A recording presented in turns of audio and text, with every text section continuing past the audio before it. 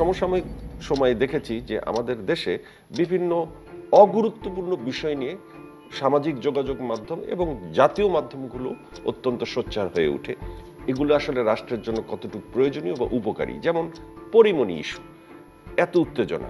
এই ইস্যু নিয়ে কেন আমাদের এত উত্তেজনা থাকবে? একজন দেশের নাগরিক হিসেবে আপনার কি মনে হয় যে আমরা কি একটু দুর্বল ইস্যু নিয়ে বেশি মাখামাখি করছি?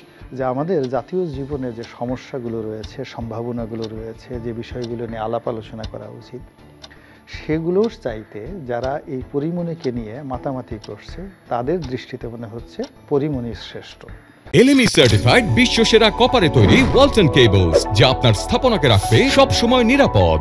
মূলত যা কিছু সে করেছে গ্ল্যামার নির্ভর তার জীবন। সে দেখতে সুন্দরী, এরপরে সে একটা সোশ্যাল কানেক্টিভিটি মেনটেন করেছে, সমাজের বিভিন্ন লোকের সঙ্গে তার দহরম মরম সম্পর্ক ছিল। এখন সেই সম্পর্কটা আপনি নেগেটিভ পজিটিভ যাই বলেন না কেন, কিন্তু বাস্তবতা হলো এই সমাজের গুরুত্বপূর্ণ, অতি গুরুত্বপূর্ণ ধনাঢ্য লোক থেকে শুরু করে শক্তিমত্তা যাদের আছে, যাদের ক্ষমতা রয়েছে, তাদের অনেকের সঙ্গে তার সম্পর্ক ছিল। এবং সেই সম্পর্কের যে রসায়নটা, সেই রসায়নটা সে হয়তো মেনটেন করতে পারেনি।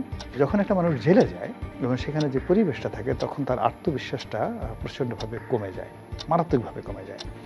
2 নম্বর হলো যে শরীরের যে সেলগুলো সাধারণত মানুষকে সুন্দর করে রাখে, জেনেটিকভাবে একটা মানুষকে সুন্দর রাখে, এবং শরীরের মধ্যে কতগুলো কোষ আছে, কতগুলো রস আছে, যেগুলো নিঃসরিত না হলে আপনি সুন্দর থাকতে পারবেন না। বিধাতা আপনাকে যত সুন্দরী করেন না কেন, আপনি একটা সময় বার্ধক্যের কবলে পড়ে যাবেন।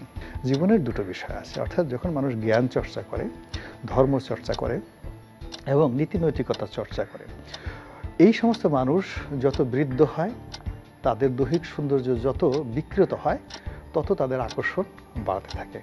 তার উপর যত অত্যাচার হোক, জুলুম হোক, ও সেখান থেকে বের হয়ে এসে আরও গ্ল্যামারাস হয়ে যায়।